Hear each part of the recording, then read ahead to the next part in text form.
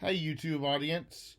It's Joseph here, and I haven't made a video in a while, and that's because I recently went through COVID, and I just started getting better now, and now I feel well enough to want to make another YouTube video.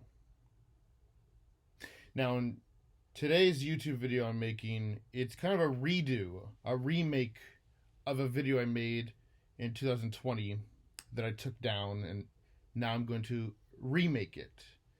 And the subject is about the controversial School of the Americas program.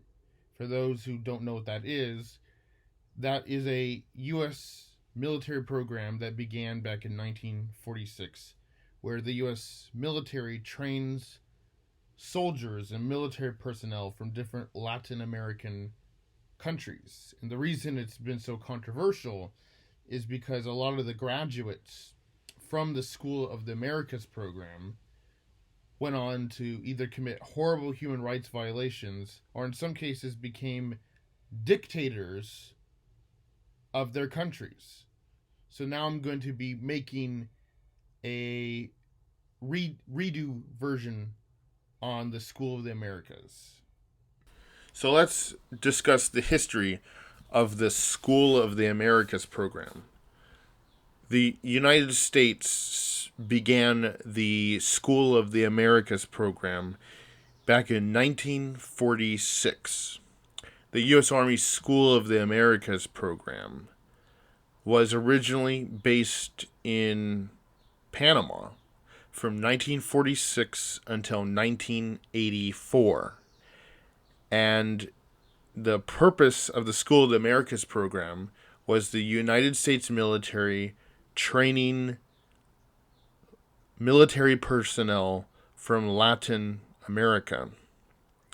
And after the Cuban Revolution of 1959, the role of the School of the Americas became more so about fighting communism in Latin America. The doctrine then became more focused on counter-insurgency warfare and fighting communism, an anti-communist ideology. The U.S. military was training soldiers, especially from Central America to South America, in jungle warfare, interrogation, and even torture.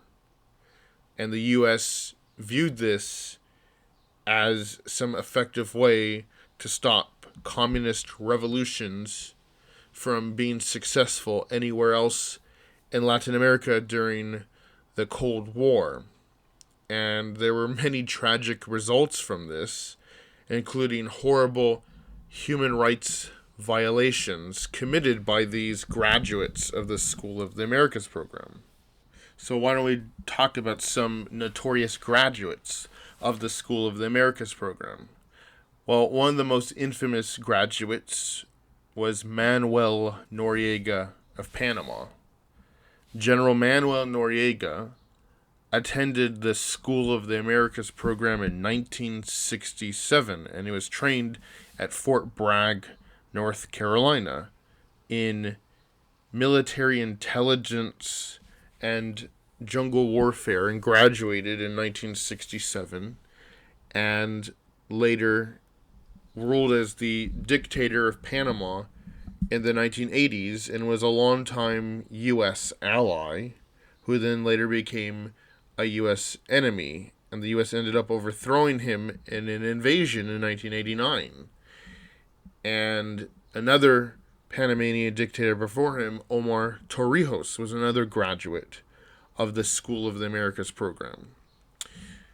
One Argentine dictator, Jorge Rafael Videla, graduated from the School of the Americas program in Panama in the 1950s, and Jorge Videla ruled as the dictator of Argentina from 1976 to 1981. He came to power through a violent military coup, overthrowing President Isabel Perón in 1976.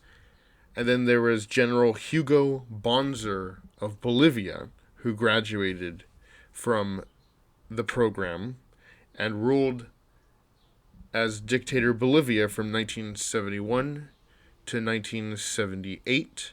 And then there was General Policarpo Paz Garcia of Honduras, who graduated from the School of the Americas in 1950s and was the dictator of Honduras from 1978 to 1982.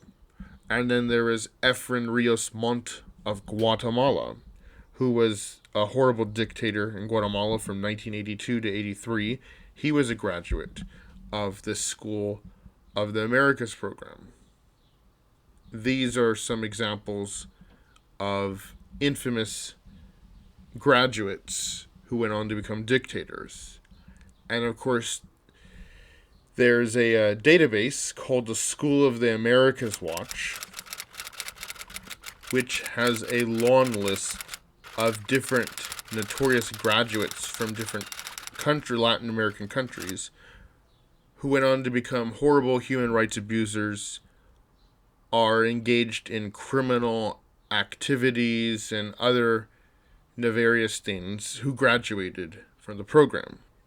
The reputation of the School of the Americas became so horrible by the year 2000, it ended up changing its name, but still does the same activities to this day of training Latin American soldiers. Now, back to the location of the School of the Americas. It was, as I said, based in Panama from 1946 until 1984, when General Noriega ordered its removal in 84, and then it was relocated to Fort Benning, Georgia, in the United States ever since 1984. So how about the School of the Americas right now? Well, some of the most repressive graduates as of today are Colombians and Hondurans. And in recent years, there was one notorious Honduran graduate, General Romeo Velasquez, who took part in a coup in Honduras in 2009. General Romeo Vasquez Velasquez was a graduate of the School of the Americas in the 1980s, and as the commander of the Honduran military in 2009, took part in the coup, overthrow of President Manuel Zelaya in 2009. And many other Hondurans are trained by the U.S. to this day. Since I mentioned the U.S. has had a military base in Honduras since 1983, and many Honduran military personnel and police who are trained by the United States have been proven over and over again to engage in horrible human rights violations, extrajudicial killings, and corrupt narcotics smuggling activities, working with drug traffickers. And then in Colombia, especially since the United States did the Plan Colombia agenda back in since 1999, many Colombian military personnel trained by the United States would go on to commit serious human rights violations in Colombia's civil war.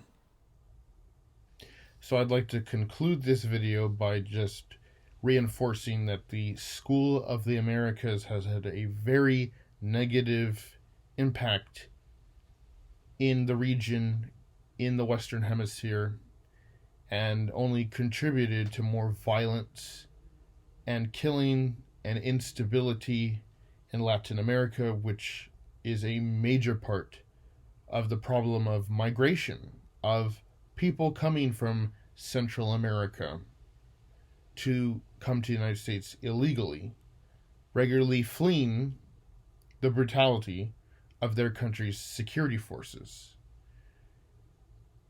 The School of the Americas program claims that they also try to do human rights training but the results of that are not to be seen. Human rights has not improved, and in recent years, there have been some countries in Latin America who have ended their cooperation with the School of the Americas program, such as Bolivia and Ecuador and Nicaragua and many other countries who are no longer sending their soldiers any longer to participate with training from the United States anymore. The School of the Americas program has a very terrible legacy. There have been many attempts to try to get the program shut down. Many Americans, such as I, am not pleased to see our taxpayer dollars being used for such terrible programs, which result in human rights violations getting worse and training really horrible military personnel to be even more brutal thugs. Thank you for watching this video, and I hope all of you learned a lot from it if you already did not know about this subject.